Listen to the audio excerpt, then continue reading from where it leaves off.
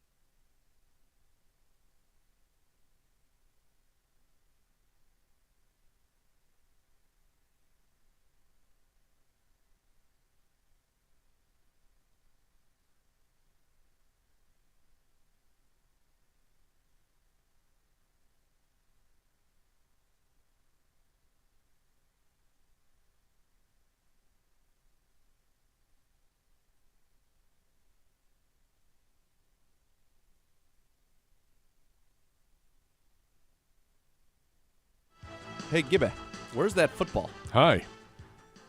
It's in there. Somebody bring it in. Bring me the royal football. Parade with it. Parade with it. Like saunter. No sauntering. I thought you were going to saunter and hold it. Uno, present it. Look at that football. Do you know what it says? It says together for the first time ever, Billy Joel and Rod Stewart. Because that's exactly what's happening. Friday, September the 13th. You can go get right up. Oh, yeah. Can it handle it? No, can't handle it. No, there it is.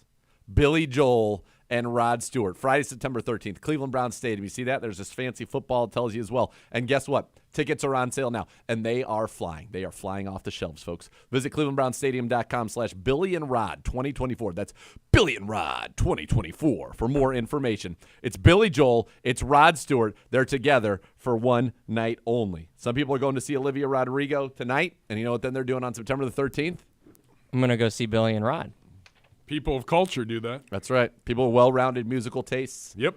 Like Uno. All right, we're going to go around the league really quickly. The Tyron Smith chose the Jets over the Cowboys for Super Bowl aspirations. Dallas's inactivity led to his departure. What's Skip Bayless going to say about this? I think we already know. Not so great. All in. My. No, comma. All Comma. in. Comma. My. Mm-hmm. There you go. Only 0.00038% of brackets remain perfect, but Falcons running back Bijan Robinson is one of them. How do we know this? So his bracket was posted on Twitter some point yesterday before the game started, and people have just tracked, and he's gotten every single thing right so far. 16 for 16. On track to do it again. He has Northwestern and Baylor, and they're both winning right now. What if Bijan Robinson is the first person to ever get a perfect bracket? It's Western He's pretty Kentucky awesome. over Marquette, so that's going to be a tough one. Unless he knows everything. Unless he's seen the future. Well, this is a Back to the Future Back to the situation. future. Yeah. The Just don't Tush run Push into yourself. is here to stay, at least for the 2024 season. NFL Executive Vice President Troy Vincent has confirmed that controversial play will remain a legal play this season. Is this the right choice for the NFL? So I had read something, and I actually shared this. My good friend Vince Conti, friend of the show, was like up in arms about it. I said, look, this play was effective for the Eagles, but it was not really effective for the rest of the league. In fact, the rest of the league had a higher percentage conversion on regular sneaks than they did on tush push plays. So, and a lot of people think that Jason Kelsey was a big part of why that was so successful, and he's retired. Yeah. So I think the tush push is going to be They're going to need to tweak a it little bit of a thing of a past. The Ravens, who are hard up for wide receivers, they will meet with Michael Gallup and Josh Reynolds this week. Reynolds is a solid pro. Gallup flashed at times with the Dallas Cowboys, but really hasn't been able to put it all together. So that's around the league. What else you got, Gibby? Web poll, Hulkamania, 66%. This is outrageous. We're cutting. People don't understand what Joe they're doing. Montana's at 17.9. Jordan and Tiger at 8. People don't understand what they're doing. They don't understand what this world looks like without Hulkamania running wild. So the comments. Do they like The Rock? Did they like the NWO? Was that cool? Have you ever said too sweet to anybody? Have we ever crotch chopped in your life? Stone Cold Steve Austin. At 1216, who's been in this studio. Been in this studio. Stone Cold Steve Austin is he's not a household name without Hulk Hogan. So odd to say, but probably Montana. People hate Hogan now, sure, which is valid. I'd say of the four, Montana is the least important to his sport/show. Pro wrestling, ... not a sport, and that's not a dig to wrestling either. The other three are pillars, but I feel like the NFL would be. Yes, that's what I said. If it wasn't for Joe Montana winning me, 4 Super Bowls himself, the Niners then winning 5 by the time I graduated from high school, then it wouldn't be. It'd be a no-brainer, Joe Montana. Yusuf Gordon, Hulk Hogan disclaimer. I love Hulk Hogan and everything about WWF. It's WWE. But that form of wrestling is not a sport, just like Batman is not a superhero. What? Batman catching a crazy stray there. That's not fair to either one. Batman is a superhero. He's saying that he doesn't have special powers. He just has suits that have special things. Remember we did this in the Baddest Man Alive tournament? Because Yes. Batman was Bruce Wayne in, was Bruce Wayne out. Well, Bruce Wayne's a bad man. Yeah. And then when he puts on a suit and he gets cool cars and he's got Alfred giving him stuff, he does superhero type things. It's like saying Iron Man's not a superhero. It's the same idea. Yes, Iron Man. And Iron Man he's an Avenger. Yeah. Mike D, now that I think I'd cut MJ, Cavs could have won 2 to 3 titles in the early 90s. There, see, that's Yep. This is a Cleveland vote. Sorry, offseason Nate, but nobody under the age of probably 27 gives a hoot about Hulk Hogan, brother. That's why I'm trying to tell them. Do they give a care about The Rock? Do they care about Cody Rhodes? All the Cody Crybabies out there? There's tons of Cody Crybabies out there. Doesn't exist without Hulk Hogan. John Cena. Anybody who likes John Cena doesn't exist without Hulk Hogan. Joe R. says Tiger Woods makes the most sense because there was Jack before Tiger. Therefore, Hogan is more important. See? That's what I said yesterday. I was gonna keep Joe Montana to get rid of Tiger. The Sea Monkey. NFL QB legends are a dime a dozen. All the others transcended their respective sports/media.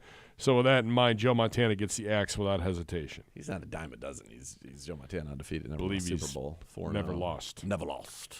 Okay. This one says if it's scripted, it's not a sport.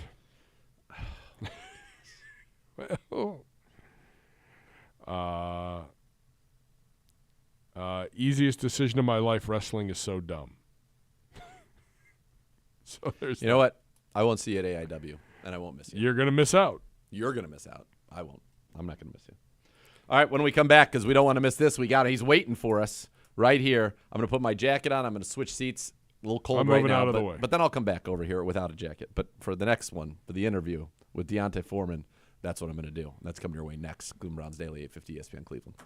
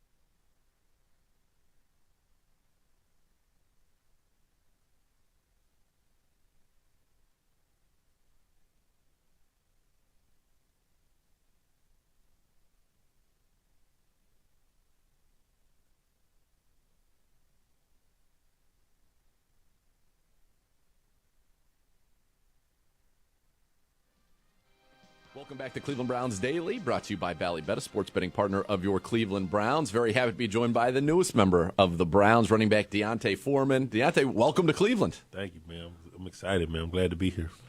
Tell us how this all came about.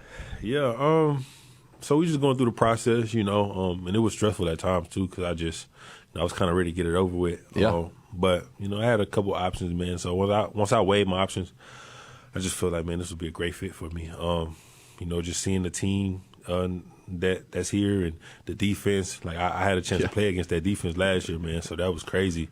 I was able to feel, how those guys was playing and how they're flying around to the football.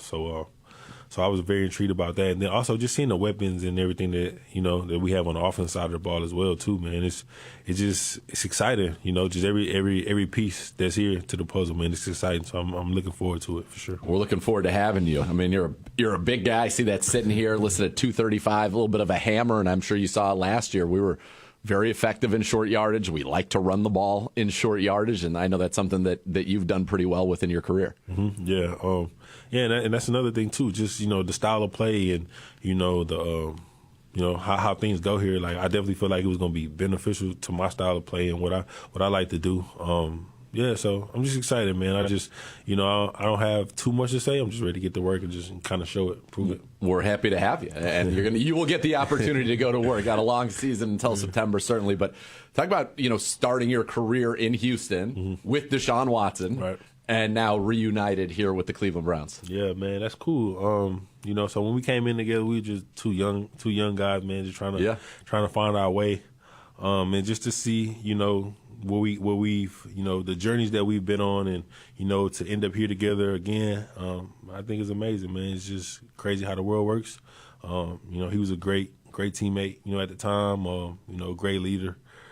So I'm looking forward to getting back in the building with him. He actually hit me up the other day and just told me, he was ready to get back to work with me. So I'm looking forward to it for sure. Yeah, that'll be fun. I was going through your career, and something jumped out to me. So you've had, in your career, 11 games in which you've received 19 or more carries. It's happened 11 times.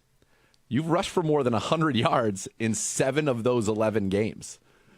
So when you've gotten the opportunity to be the guy, you've been the guy. You did it in Carolina, certainly. You did it last year, times in Chicago, but in Tennessee as well. When you get that opportunity, are you a guy who just feels like the more you get the ball, the better you get because you can wear people down? But, I mean, that is, to me, that says, okay, feed the man the rock. He's going to give you 100 yards. Yeah. So my biggest thing is when I go into every game, I think if I don't leave the game with 100 yards, I didn't do my job. That's that's just always been my mindset. I know it's not. I mean, that's not gonna happen every game. It's not gonna happen every weekend. But that's just the mindset. So definitely when I'm getting the load and I'm getting, the ball and just consistently, of course, like that's the biggest thing. Make plays, try to get in the end zone, and just get to that 100-yard mark. Some way, form, or fashion, we got to get to it. And I just think, it's not really just solely about me getting to 100. It's about, I feel like if I get to 100 and just with the way I play, I think the other team's going to feel that, and they're going to feel that energy. And, once I get going, I just think it's hard for me to stop. So it's like, once I get lathered up a little bit, I'm going for sure. Well, I can envision there were a few years ago when Kareem was a little bit younger, and we had Nick back, and we'll see when we do get Nick Chubb back this year. But you'd have games where Nick would run on people, and then all of a sudden, second half, fourth quarter, they'd bring in a fresh Kareem, and he would just annihilate people. Like I can imagine, one of the reasons I'm sure for a guy like you, come to a team that's winning, because winning teams run the ball a lot in the fourth quarter, and you get an opportunity to wear somebody down. Yeah, so just watching it from afar, watching those two guys go to work together, man, that was amazing. It was great to see. Definitely from being a running back and just seeing how those two complement each other and the way they played, man. It was great to watch. So I just want to come in and just kind of hold my weight, do my part, and just help us win, man. I'm not trying to be anybody or fit in anything. I just want to come in, just be myself, do what I got to do, and I think with me doing that, I think a lot of people will love that. Yeah, sure. I think we will. Yeah. Talking with D'Onta Foreman, the newest member of your Cleveland Browns, the running back out of the University of Texas, former third-round pick back in 2017, that same class where the Houston Texans drafted, as you said earlier, Deshaun Watson. Do you look at, when you're in free agency, do you look at offensive lines? Are you saying, man, I'd like to, So you do. So you're like, okay, well, we got some Pro Bowlers up there. Right. You got a big 6'8", 375-pound right tackle in DeJuan Jones. So that's something that you noticed and was appealing about Oh this. yeah, of course, man. And like I said, I played against these guys, man. So I seen it, and everything that Chubb's been able to do, even when Kareem, just stuff that they've been able to do, man. You see that stuff, you like, man, look at the line, look at you just see the whole thing because as a running back, you understand what goes into, I mean, you got great backs, but they can't do it by themselves. So you got to see what's up front and what that's looking like. And man, the way they getting after it and moving guys off the ball, man, yeah, I'm definitely excited about that. I bet. Now, good thing you had some time in Chicago to get used to the weather, because being a Texas guy, I'm sure that was a little bit of a shock to you. Yeah, for sure. Yeah, it was. But honestly, I played in a decent amount of cold games in my career, so I've kind of gotten used to it, man. I think you just when that time comes, you don't even worry about that. You just go out there and play, and just give it your best. I will say for the people listening, they do a tremendous job keeping the sideline warm. As long as you're between those heaters, you're in a pretty good spot. So when we played here last year, it was cold. It was very cold. Yeah, it was very cold. So yeah, I mean, we made it work though. It wasn't that bad. Yeah. All right, excellent. What's one thing you want Browns fans? It's easy to put on your tape, and I'd say go ahead and check out him as a Carolina Panther against the Atlanta Falcons. You did pretty well against them. I think 2 games here, 248 yards, 4 touchdowns, no big deal. But if you want him beyond your play style, what's something you want Browns fans to know about D'Onta Foreman? Outside of football, man, because honestly, I want people to kind of know me more than just a football player. So I would say, man, I'm a cool guy, laid back, very approachable. Yeah. Y'all see me out, feel free to speak. Oh, don't worry. This is Cleveland. They'll be all over. Don't you worry. Yeah. Feel free to speak, man. I'm very, outgoing and just, but I'm very reserved too, so I like my space and I like, just to be kind of in my own little world at times. Yeah. But, but back to the football stuff, man, I'm a hard-nosed type of guy, man. Just physical, man. Going. When y'all see me out there, just know, I'm giving y'all my everything, and I'm trying to be the best I could be each and every day. Just know that. Yeah, I'm sure our linebackers are happy you're a Cleveland Brown now, so they don't have to deal with you on Sundays. When you said you like to do some things to yourself, you like to kind of relax. What do you like to do? Just kind of chill, play the game, hang out with my kids. Yeah. I got a twin brother, identical twin, so I like hanging with my brother. That's like my best friend. Is that real? The twin telepathy? Kinda. Yeah. We've had moments for sure. I wouldn't say it's like an all the time thing, but we definitely had moments. So I would say it's real. But yeah, man, that's about it, man. I don't really got too much. Just know that I'm coming here to put my best foot forward, give it everything I got, and I'm ready. I'm excited. Well, we're ready, and we're excited to have you, D'Onta. Welcome to the Cleveland Browns. Thank you. All right, we'll be back for more Cleveland Browns Daily right after this.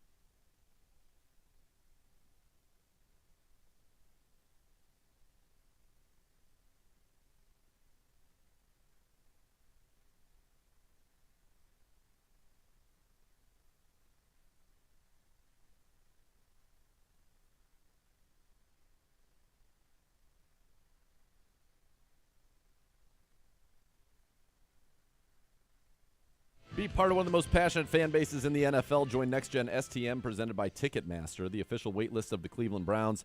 Being a Next Gen STM is the best chance to become a season ticket member in future seasons. Visit clevelandbrowns.com/nextgenstm to reserve your spot today. Oh, what a treat as we go to the Twisted Tea Hotline, brought to you by Twisted Tea Hard Iced Tea, an official sponsor of the Cleveland Browns. Keep it twisted, Cleveland. It is NFL Network host, baseball enthusiast encyclopedia, John Boy Media, play-by-play man for your Cleveland Browns as well, the great and just tremendous human being, Chris Rose, joining us on the hotline. What's up, brother? Gentlemen, is Gibby sitting next to you, Z? He is. Yeah, he tried to get out of it. I was like, you're not going anywhere. I'm like, just put I'll step. I don't need to Listen, be on. I'll you step can- aside here today. You're a part of the crew. Come on. Gibby, this is your time of year when you led the Bowling Green Falcons into March Madness Yeah. under Jim Larinaga. Larinaga for 2 years and Dan Dockich for the last two. Oh. Did you guys ever come close to the tournament? 97 won the MAC East. We were the number 1 seed going into the MAC tournament, and in typical Larinaga fashion, the team choked.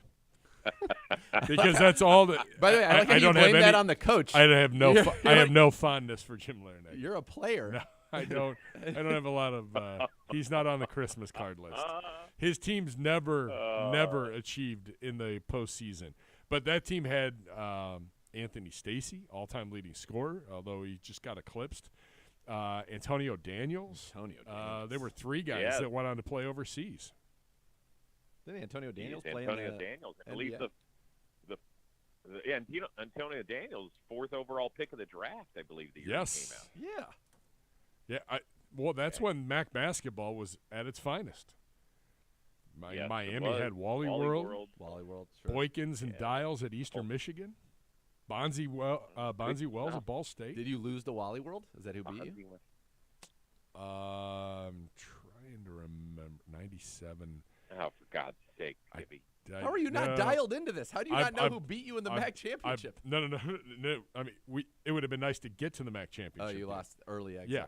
In my lifetime, my alma mater has never been to the NCAA tournament. Tough. 46 years. Okay. Sad. We should ask him All right, today's so poll Jerry question. Judy, here we go. That's right. Here we go, Jerry Judy. All right. Deontay Foreman, here we go. Well, listen, we just had a nice chat with Deontay Foreman. He was great in studio.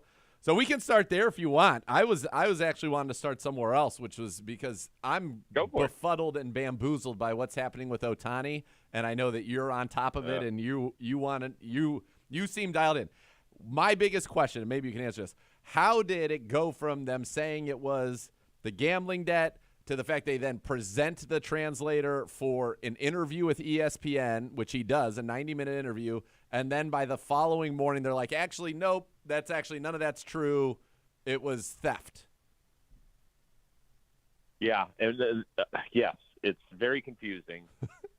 We don't know anything more than that. Okay. To be honest with you, and that's the disturbing thing. I think one of the more alarming features of this entire process, because there's a good possibility he didn't do anything wrong, right? That Ohtani didn't? It's just that when you're talking that Yeah. Ohtani didn't do anything. Yeah, wrong, agreed. Other than pay off Pay a off buddy's somebody's debts. gambling debt. 100%. Yep. Right. Although it went to a guy who is under federal investigation and was an illegal bookmaker out here in Yes. Southern California. Yes. That would be a bit troublesome. The thing is that he's not only the face of the sport, he's really a global sports icon. I mean, Yep. in Japan, he is the biggest thing in that entire country.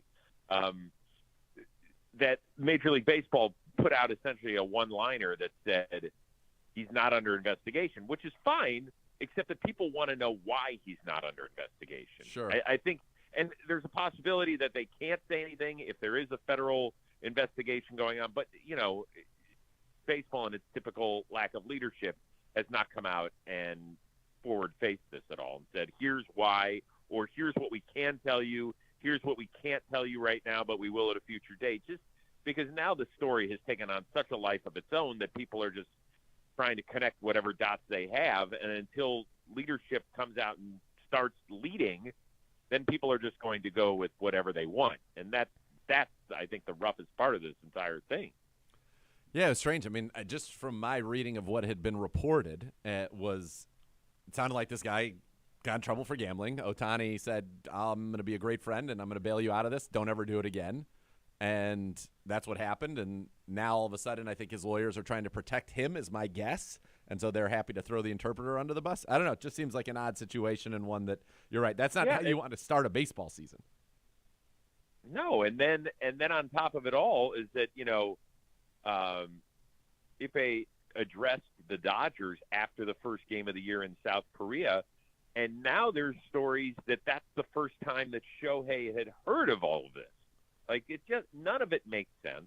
No. The Dodgers obviously did not let him talk to the media after Game 2. Now they're either back or they're on their way back from Korea. They'll have another exhibition game, I believe, Sunday or Monday. I'm sure people still won't talk, be able to talk to him about it. It's just, and on top of all this has been like his best friend over the last decade. Yeah. So imagine that part of it. This isn't just a coworker. This is like his boy that was at the hip even before he got over and started playing in the States in 2018. So just imagine that part of the entire thing getting thrown at you. Yeah, and wasn't he in the dugout with him as of Wednesday morning? Yes, he was. And there was a shot of them in the ninth inning where they're kind of laughing and having their typical relationship. So it all is very bizarre. There's a lot that needs to be answered. Yeah. And the longer that somebody doesn't step in front of a camera and a microphone, then people, like I said, are just going to take the story whatever direction they want. I don't think that's healthy. All right. Well, there's Chris Rose breaking that down for us. That's good. I feel smarter about it. I have a feel question. Why? I don't. Why in the bloody hell are we opening the season with two teams playing overseas 2 games before a week before anything else happens baseball wise? I don't know. The face of MLB is like on at 3:00 in the morning your time, 6:00 in the morning here. As he changed teams. Yeah. I don't get it. I understand wanting to expand the brand globally. Like, I do get that. And when games are played over in the Far East, I love seeing how different cultures take on different sports, whether the NFL plays in London or Germany or Brazil coming up, right? So stop it. Yeah, like that's no all. News. I think that's great, but the fact that we're watching at 6 a.m. Eastern, and I woke up the first day at 3:52 local time in order to watch a baseball game. What dedication! Well, I had a little extra. In addition to it being part of what I do for John Boy Media and Yes. wanting to talk about the game after it was over, our oldest son, Josh, was working on the Padres crew as the assistant director that day. Awesome. So, he got into work at 9:00 at night on Tuesday for 3 a.m. first pitch. So, I wanted to see how his broadcast was going. Well, what did you give him? So there you go. What was the grade? What was the fatherly grade?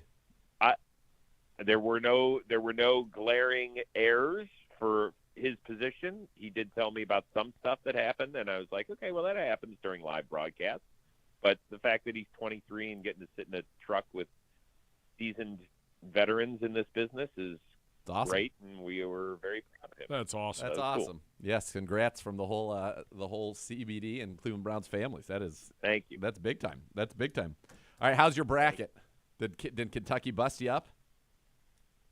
No, because I have not filled out a bracket the last 2 years. Really? I now vicariously live through our two sons on this, because with football and baseball being what I do and what I'm extremely passionate about, the one thing that's gone by the wayside is regular season college hoops. Yeah, fair. So Totally. I would just be a guesser at this point, and I don't like guessing when it comes to sports. I will tell you this: I was a the pure first guesser. bracket I ever I did one. Total guess. Exactly. Except for Arizona, because I know that. Let's go. The first bracket I ever filled out was when I was 15 years old, and 1986. My dad brought it home. He had a good friend, Steve Godin, who ran the office pool. So here I was, 15. I was dialed in, totally dialed in. I had Louisville over Duke in the final. And who was the championship game? Louisville and never nervous Purvis Ellison as a freshman. Never nervous beat Purvis. Coach K's team. Johnny And Dawkins and I was Mark like, Gallery oh my- and all those guys. Man. Very good. That way, Kippy. I You know. know more about those guys than you did about who knocked you guys out in the MAC I tournament. block out when It's we unbelievable, lose. right? When we lose, I would block things out. I'm a poor All I- sport. You're good at compartmentalizing, I guess. All I want to know is what portion of your therapy session do you spend on Jim Larinaga keeping you at the Sounds end like of the it sounds like there's still some resentment there. Maybe needs more. Maybe Yeah, not Let's- enough time. I'm just going to tell you Right. right now, I had a much better working relationship with Dan Dockich than I did with Jim Larinaga. And that's all you need to know. So I finished fifth, and somehow I finished fifth, even though I had nailed the title game. So I finished fifth out of like 220 people, and Wow. people were like, "Who's this Chris Rose guy that's at work?" They're like, "Yeah, that's Nordy's son. He crushed it." So I walked away with a little dough at 15. That was Nothing good. wrong with that. Little taste. Yeah. This is what Good. this is what I would say. So I did, like, I have not kept up on college, but like Uno knew Oakland was going to win. picked Oakland to picked beat Oakland Kentucky. to beat Kentucky. Like he's like, I saw them play. They're going to win a tournament game. So I don't have any of that, but there's so much information out there that I was able to cull some things and find, 11s are going to beat 6s, and guess what? They've won 3. They're 3-0 so far. So I think there's stuff you could still get in there and at least have a little bit of fun with it. Yeah, I mean, I watched the quad screen. I mean, that's what I got on right now while we're chatting. So I'm trying to see if Northwestern or Florida Atlantic's gonna. Is anybody move scoring on. in that I'm game? sure, dude, the first 4 minutes were brutal. Awful. Even Virginia called in. It was like, God, your offense is horrible. But yeah, other than that, Baylor's blowing out Colgate.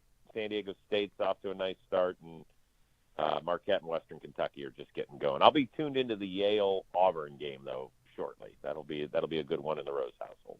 That should be a good game right there. Yeah. I have Auburn going to the Final Four Could be. in one of my brackets. I think I have them You're going on to the Bruce Pearl bandwagon. I don't know about that, but I have them going to the final game, losing to Houston in that bracket. That's in my Browns bracket. Let's go. Okay. Interesting. Yeah. Interesting. So- All right. So we will see. How's the building, gents? How Building's how we great. doing? You've had a bunch of new faces It's- roll through there. I'll tell you what, it's unlike any year I've ever experienced in terms of it being a veritable parade. It used to be that you'd have one day where they'd bring in like the top 3 signings, and then everybody else you'd never really see. I got to talk to everybody, and we've signed and or re-signed a heck of a lot of people this offseason. We are the opposite of the Cowboys. We are all in. Yeah, we are all in. Yeah. No comment. No comment needed. That's with this right. franchise. Exactly. Yeah. Well, you and I texted, and I said, "Man, Jameis. I mean, he's going to shoot to like the top 3 of the soundbite Oh, yeah. immediately. Immediately when he puts on the brown and orange, and then he does that great social media post. Social media, the public service so- announcement. Yeah, I mean, he's incredible. He was He's great. Incredible. So it's been fun. It's been fun. There's been a lot of discussion as to bringing in running backs and bringing in a fourth quarterback that you actually know who he is, and trading for and then extending a receiver. Yep. It's been a lot of interesting talk. Yeah, well, where do you, let's start with, we'll break it down piece by piece. Let's start with the biggest, I think probably the biggest move of the offseason, and the one that ultimately will define, this offseason would be the trade for Jerry Jeudy, and then the Browns extend Jerry Jeudy and are betting kind of as they did when they extended David Njoku that his best football is going to come under the auspices of this contract. What did you think of that, and what did you think of getting Jerry Jeudy? Very talented, obviously, coming out of Alabama. So let's go backward. I loved the trade because what I keep hearing about this draft is that there's going to be a lot of teams that are looking to get rid of those late round picks, that they don't feel like the talent at the bottom of the draft Yep. is worth hanging on to this year. Okay? Okay. So I thought the trade itself made a ton of sense. The extension comes with risk. Sure. You've got a guy who, for whatever reasons, has not played up to the potential of where he was picked. And when I was a huge Jerry Jeudy fan when he came out, I was like, that dude is going to be awesome. Yep. I'm just a huge fan. I watched a lot of his ball at Alabama, and I thought that he was going to be great out there. Some of this is obviously on the lack of stability on the coaching front out there. I would imagine a good deal of it is the lack of a really good quarterback there. But I think that hopefully Jerry Jeudy has a chance to kind of see why he isn't exactly where he wants to be at this point of his career. And I am hopeful that I do think being in this environment under this offense with as many weapons as I think are on the field will help him. And I think the biggest part of it all is that Amari Cooper has got to rub off on him. Have Yep. to. I mean, if that's who he wanted to be growing up in Florida and then following in his footsteps at Alabama and hearing about what has made Amari Cooper a sensational player in this league and the pro that he is, he's got to learn. He has to learn. And the Browns are banking on it not only for this year but for future years. And I understand it, right? Yep. You've got the possibility of having Amari and Elijah Moore leaving after this year. You have to protect yourself. So get a guy who's still just 24. He'll turn 25 this summer. And they're going to give him every opportunity to reach his potential. And so now he's got to prove that he is worth an extent of essentially what is a blind extension. I think that was very well said. I think you're right. There is risk, and I think in the Browns' assessment of it is if we're right about who we believe Jerry Jeudy is, this is going to look like a great deal for us. And if the Browns are wrong, then obviously it won't be a great deal for them. I think you touched on something there. It feels like when I talk to a lot of people around this building, what I keep hearing is a lot of belief in Jerry Jeudy's talent, but you hit the key part of it, Amari Cooper, that was kind of his idol, and that he's going to have an opportunity now to not only play with but to learn from Amari Cooper. And if he can incorporate some of the things that make Amari Cooper as good as he is, that, Jerry Jeudy has a chance to be really, really special. And what I keep hearing is there's a belief here that they will get the best version of Jerry Jeudy. Whatever his best is at this point, and remember, he's only, 24 years old? They think that the Browns are positioned very well to get that best. And I think a big part of that has to do with Amari being here for this season. Yeah. I mean, to me, it's a flyer worth taking. Is it expensive? Yes. I mean, $41 million guaranteed. It ain't nothing. Nope. That's the guy who kind of broke the receiver bank, if you will. Right? There's been other guys who made money this offseason who have been probably not even as good statistically as Jerry Jeudy, right? Yep. Gabe Davis got some nice money in Jacksonville. Darnell Mooney got some in Atlanta. They did not get the guaranteed dollars that Jerry Jeudy has received from the Browns. Yep. So let's all hope that a year from now we're like, yep, it worked. It worked. And that's what we need. And plus we've got a guy who's in his mid-20s who's now locked up for the next few years, which is important. Agreed. Yeah, you were kind of facing a situation where you could be going into the season with your top three receivers all being on the last year of their deals, basically, and Amari Cooper, Jerry Jeudy, and Elijah Moore. And I think Browns obviously want to keep. Well, you'd want to have Amari here as long as he's able to be here, but I think Elijah Moore certainly could be a part of the Browns' future as well, along with Cedric Tillman and David Bell. You mentioned already the quarterbacks, Chris. 4 quarterbacks here. The guy that you just signed to be your 4th quarterback's been a Pro Bowler. Mm-hmm. So a little bit different there. What did you think of those moves? What questions did that raise, if any, for you? I mean, I don't have any questions. I mean, for people who are like, oh, God, we signed Tyler Huntley, what does that mean for Deshaun's shoulder? Nothing. Listen, you need 4 quarterbacks in camp. Yep. And with all due respect, I would rather have Tyler Huntley be the 4th than Kellen Mond be the 4th. Same. Or Josh Rosen be the 4th, right? So you have to look at it that way. Plus, they probably will dial back his workload, Deshaun's workload. I mean, we haven't seen him throw. You guys will see that at minicamp at some point. He's going to be on a pitch count. He has to be. And at the end of the day, guys, when everybody was talking about, well, Jameis Winston, Joe Flacco, what do we do here? As amazing as the run was last year, and it was great, it was really one of the most memorable Browns seasons, and in my opinion, fulfilling Browns seasons in my lifetime because of the way they played and the way they had to deal with the adversity and the injuries and everything else. This team is only going to go as far as Deshaun Watson takes it. Mm-hmm. Let's all be agree. big boys and big girls and have this discussion. And they know that in the building, and Deshaun knows it, and that's that. So we can talk about Jameis versus Joe and what a fourth quarterback means here. Let's call it what it is. Deshaun Watson has got to get back to what he thought he could be when we traded for him. And that's that. Yep. Can he do it? Yes. We saw it against Baltimore. We saw it. I saw it standing next to you against Tennessee. Yep. We need to see it more, and end of story. That's it. It's very well said. Agreed, and I have the same response. I think one thing that people also are forgetting a little bit too is that DTR suffered a season-ending injury, and so as a younger guy, we don't know what his availability is going to be yet for the April portion or the early OTA portion, May into June of this offseason program. Running back, though, you mentioned D'Onta Foreman. We just got a chance to talk with him on CBD today. Great kid, been very productive when given the football, 20 or more times in his career. He's been great. That one, to me, maybe raised a little bit of an eyebrow, not in the sense of what are they doing, is more of probably feels like a little bit of an acknowledgement of what really we all should have expected the reality to be, which is that it's probably far from a certainty that Nick Chubb would be ready for Week 1, and probably more unlikely than it is likely that he would be ready for Week 1. Right, and when you have to protect yourself. Yep. You just have to.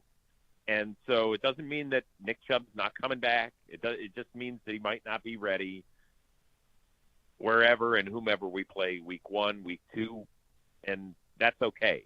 I can tell you this with D'Onta Foreman, who has certainly had his NFL passport stamped quite a bit in his career. There's always a 3-week span when I am doing Game Day Final and Game Day Highlights at NFL Network where I feel like all I'm calling is D'Onta Foreman highlights. Yep.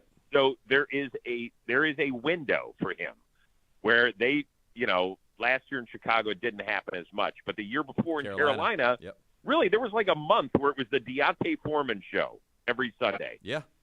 That might be it for the first month, and let's capitalize on that. And the fact is that the guy has done some really nice work at the NFL level. You're not, you still feel like, even though he's been around, I think, since 2017, that he's got fresh legs and all of that. And I also wonder, I think this is a little bit of a wake-up call for Jerome Ford, and I'll explain why. I think that Jerome had like 5 or 6 runs last year. The first one in Pittsburgh, he went right, he cut back left, ran for almost 70 yards on the play. He had the opening run against the Colts. And then there was just not enough production. And I think where we missed Nick Chubb the most was on these 4-yard runs where you didn't think he was going to get anything. He'd get 3 or 4 yards. And on the same sort of run, Jerome Ford would try and find the big play, and instead he'd lose 2. Yep. Well, that's like a 4 or 5-yard difference on the way that running backs read the play. And I think that he needs to get better in those areas to realize that you don't need to make 18 yards every play. Just don't make -2. And so maybe that's the difference, is that they feel like a seasoned veteran like D'Onta Foreman can do that for the Browns. So it's 2nd and 7 or 2nd and 6 instead of 2nd and 12. Yeah, I think this running back room is actually going to be interesting to watch, because I think you make a very good and valid point there. Jerome Ford had one of the highest rates at getting stopped for no yards or negative runs in the NFL. His success rate was actually pretty low. The guy that had the best success rate on the team was Pierre Strong, and I think with a year in the system, a year to pick up, I think we could see more Pierre Strong as kind of the explosive runner, and then I think you could see D'Onta Foreman is kind of that hammer that Kareem Hunt was, but probably has a little more juice left at this point than Kareem, who was unbelievable in short yards. I want to take nothing away from him, but I don't think he had a run of 20 yards last year, whereas Foreman, I think, has just a little bit, probably a little bit less tread on his tires and is just a little bit of a different style of runner. So I could see him kind of in that role, more Pierre. You wonder what it means for Ford. And then you have Nyheim Hines, who I think can give you some out of the backfield catching the football, but also would be a returner. So even if you don't necessarily need him to carry the football or catch it, he can help you in that return game. But that's an interesting room now. And really, you know, the numbers game becomes interesting once Nick Chubb becomes healthy. There's going to be there's a tough decision to be made there. Yep. Competition, folks. Yeah. And it's the great thing about being a really talented team. You know, for years, unfortunately, the Browns, we were trying to figure out, okay, who are the first 22 we're going to put on the field? Like, and there were some gaping holes at times. And now we're talking about, hey, how's the third, fourth running back going to look? Like, that's pretty awesome that's where I think this team is. And, yeah, there's, like, it's uncomfortable, I think, for the guys in the room because they don't all have jobs locked down. Correct.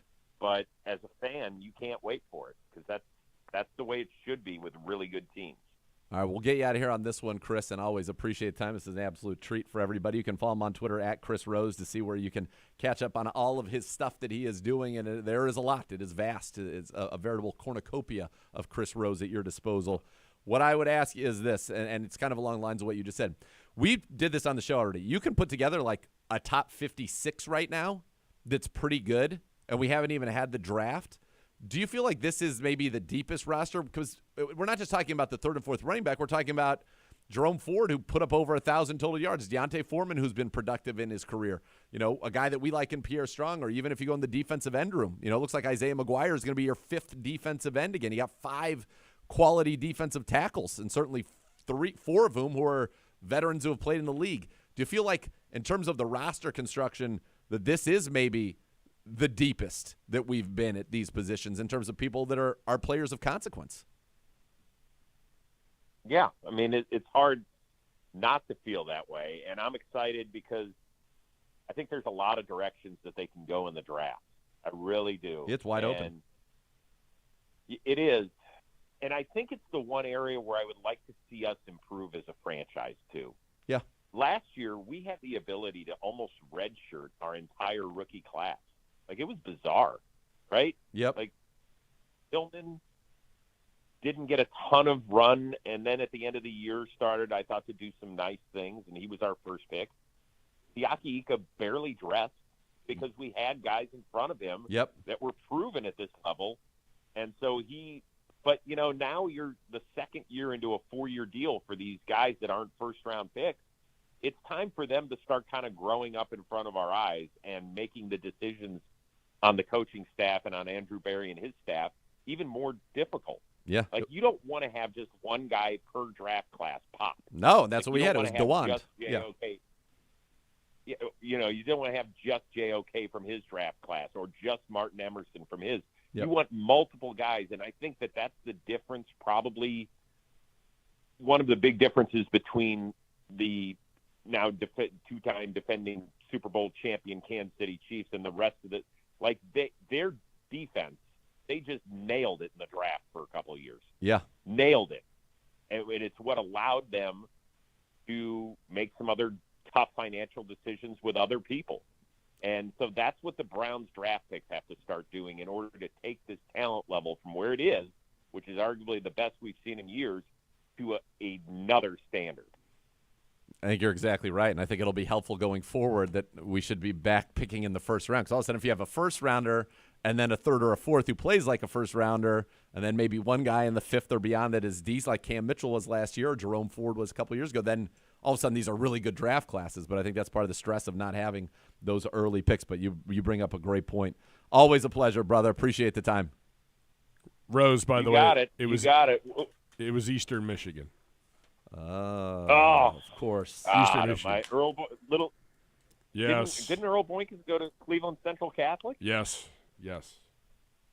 Yeah. Okay. Eastern Michigan took us out. Hold on. Now, I find it hard to believe So- that you weren't tasked with going in the game, No, I Bill wasn't. Lane beer I was style, not and just allowed to go in taking the Earl game. Boykins out of the game. I was a walk-on. Taking Earl Boykins Let's- out, he couldn't let's see him. use the For term God's sake, play. he was running circles around. He probably couldn't catch him either. Gibbe chasing around trying to land one Nah. big One big haymaker. haymaker on Earl Boykins would be hilarious. Now, it did negate, I mean, like, the choke job we had in the tournament that year negated the regular season win Thanksgiving weekend at Purdue when we beat Glenn Big Dog Robinson. Wow. no, you didn't. We did, You're kidding me. 93-89. You beat that? I remember that one. Now the big question: Did you get a good look at the Gene Katie hairdo? Up Yes, close and personal? 100%. Did you try to snatch it? No. Snatch it right off his head? No. I mean, are you kidding me, Nathan? That thing probably walked on its own. He was a legend. He was, Oh, I know, incredible. rest in peace for Gene Katie, but still, he was like one of the few coaches who looked exactly like the team's mascot, Totally. Maker Pete. Totally. Yeah, had the same look and everything. All right, boys, what a it was great great drop. catching up with you. Love Yes. my hometown. We'll chat soon. Tell Bo hi wherever he is. He's in And, Hawaii right now. He and Bootsy are running amok in Hawaii. The whole fam. What goes wrong there? Hawaii? Yeah. Yeah. They just flew in yesterday. Holy! His oldest, who loves Kentucky, got off the plane to the news of Kentucky falling to Oakland. He was despondent, but they've apparently recovered and they're having a great time today.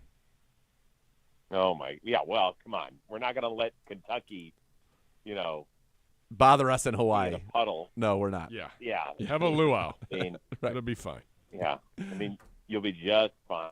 I imagine he took Southwest and stopped 17 times on the way there. Yeah, no. Is that how he got there? Exactly. That's what we heard. Yeah, that's what we heard. All right, Chris. Thanks, brother. All right, boys. All Take right. care. The great Chris Rose there. We'll be back with Larry David. No. We got a shorty and then Larry David. Okay, Shorty, then Larry David. Yeah, we got to get some score updates. We got That's a right, game we in said overtime. Larry David. We said Larry David. Not on our show, but on basically like a friend of the show's show. The been great on our Eisen. show, He's been on yeah. our show. I've been on his show. So there you go.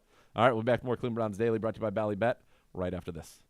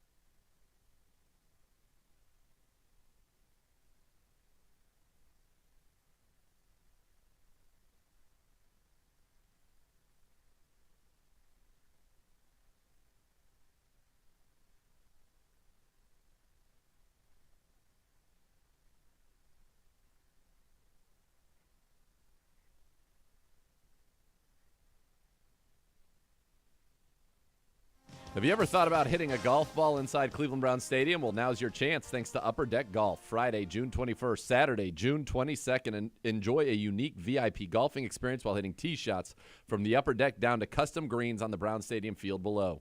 For more info, go to upperdeckgolfing.com and reserve your tee time today. That's upperdeckgolfing.com. All right, Gibby, what do you got for us? Let's see. Uno, Score updates. updates. We have a game in overtime. We did. It's about to go final. Northwestern beat FAU 72-61. Okay. Baylor Not over finished off yet. Colgate He's calling it. He's called it. I He's said like about to Steve. go final. He's like Steve Karnacki. He's called it. 92-67. Baylor knocked off Colgate. So they'll likely take on. They will likely take on UConn. They being That would be Northwestern. Northwestern. Yes. Yep. Okay. Gross. And then San Diego State is leading UAB by 7 with 1 second left in the first half. What about Marquette, Western Kentucky? Marquette up 6, 7 minutes left in the first. Hilltoppers about to shoot a 3, about to make a 3. Comfortable. Now it's a 3-point lead. Comfortable. That's comfortable. They're fine. In our poll today on Browns_daily on X, you have to cut one from the sports history. Which one are you cutting? 62.6% Hulk Hogan. Gross. Joe Montana, 17.5%. Tiger Woods, 12.8%. Michael Jordan, 7.2%. Time to get I a don't break. think people understand how important Hulk Hogan was. Somebody who understands greatness and icon that I would not allow you. If you put it in this poll, I would have kept Larry David in the poll. And we're going to hear from him next on the Rich Eisen Show. It's Cleveland Browns Daily, brought to you by Ballybet, sports betting partner of your Cleveland Browns.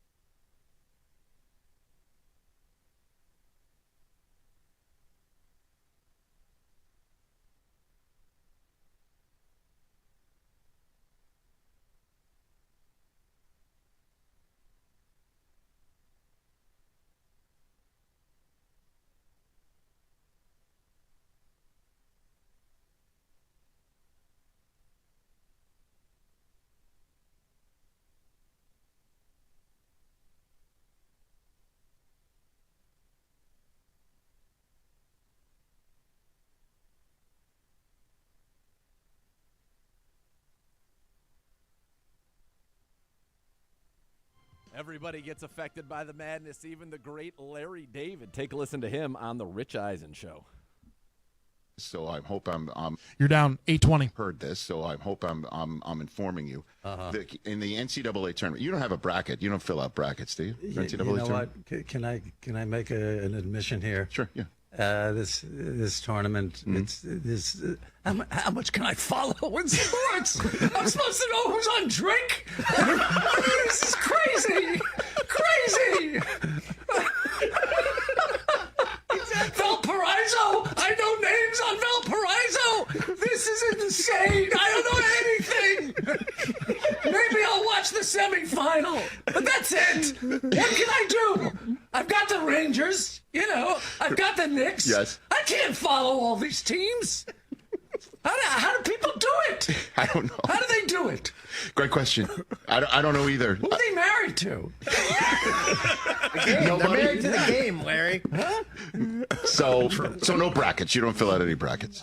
No. Okay. Have you ever filled out an NCAA tournament bracket? Maybe once. Okay. But all guests. It was Understood. all guessing. Oh, it's like it's throwing like darts an at the office board. thing. It was an office thing. Right. Yeah. So again, this was a soundbite that was delivered yesterday. The head coach of Long Beach State, his name is Dan Monson. He was fired. Dan who? Dan Monson. Oh, That's his name. He was fired last week because they were just having a bad season. Yeah. The athletic director fires him right before the Big West tournament, and they went ahead and won the entire tournament, which means they're now in the NCAA tournament. They fired him, and he still has his job. They still allowed him to keep coaching. So he showed up to the press conference yesterday, and he said this. I don't have to answer anything I don't want to because I'm working for free today. What did he say? So it's like you guys see the Seinfeld when George Costanza was trying to get fired and couldn't lose his job and still going to work every day, and that's me. I'm a Seinfeld episode going on right now in real life. Wait. Is it an opening statement? Was that it? What do we got going? Yeah, I think you nailed it, Coach. There you go. So he kept his job. Yes. But how was he able to keep his job? Because that's a good question. They decided the athletic director thought he would inspire the team by firing the coach. So he fired him, but Yes. he's not fired. It's what he's kind of saying is the Seinfeld aspect of this thing. Yeah. Because he's mentioning, I think, 2 episodes here, right? Where the Mets tried to get George to come to them, and he tried to get fired from the Yankees, right? That was that episode. Yeah, I don't think I was there for that one. Okay, and then there was one where, based on your actual experience, where he quit and came back. Yeah, that's what I did. that's what you did in real life, right? In real life, I quit SNL. I freaked out. I quit, and then I came back on Monday morning. I quit right before the show, came back Monday morning, pretend it never happened. Yeah. And whose idea was that again? That was my neighbor, Kramer. The real Kramer? The real Kramer, yeah. And you didn't think for a split second that was a crazy idea back in the day? You know what? I thought it could work. I thought it was a great idea. I thought I had nothing to lose. Maybe I'd be embarrassed. Yes. If he said, "What are you doing? You're fired. Get the hell out of here." Right. I would have, okay, I would have done that and left. But I thought it was worth a shot because it was, for me at the time, a lot of money. Yeah. So why did you quit in the first place? Oh, Rich, I was fed up. Yeah, no, they kept cutting my sketches. Oh, yeah. That's what ended up happening. Yeah. Okay. Yeah. All right. And when you got back, did it work? The same thing. It continued to cut. No, sketches, but they let you back in, But though. they let me back in. Yeah. Oh. Yeah. It worked So it worked. perfectly. Oh, yeah, it was amazing. Yeah. So that's what I guess he feels like what he's doing. Exactly. He's actually leading his first game right now. Yeah.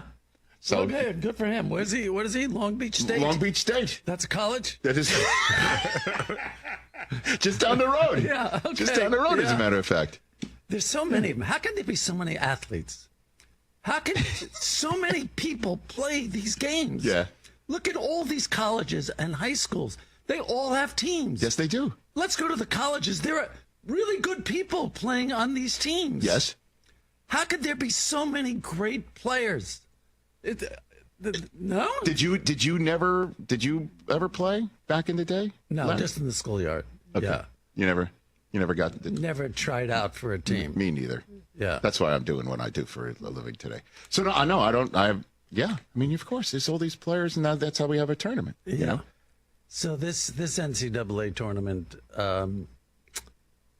maybe I'll watch a semifinal. Okay. There you go. Very good. Can you name any players? Any college players?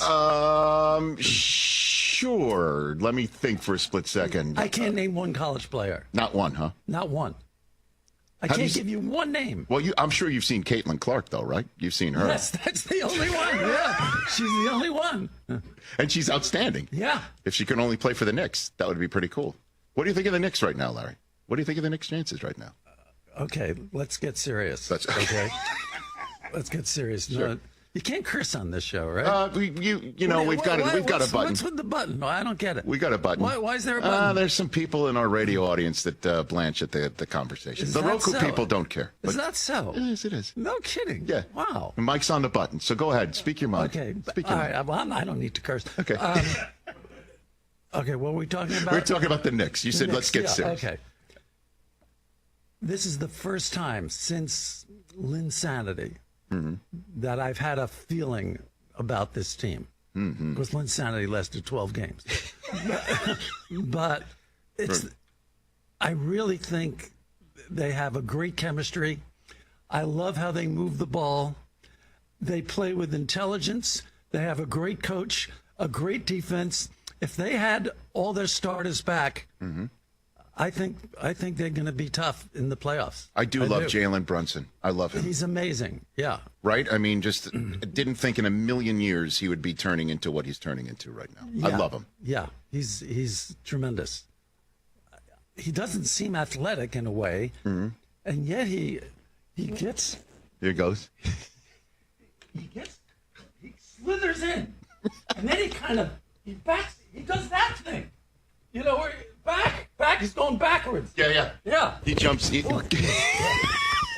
he does that. It's all good. Absolutely. Yeah.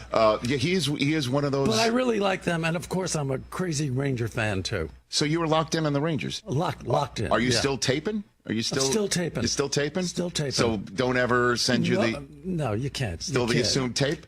You always assume tape. Oh, no matter what. No matter what. hold on a second. So you're even saying- a college game. Even if, no matter what. So anybody who texts you, they have to say, "Did you see this?" I don't Yet. even want that. What do you mean you don't even want that? Oh, well, if that's giving anything away from their excitement. Did you see the game tonight? That means I know that, they probably won because something good happened. Or something that you need to see, right? I know, but it gets me thinking, and I don't want to start thinking. So you don't even want somebody to even Don't send me anything.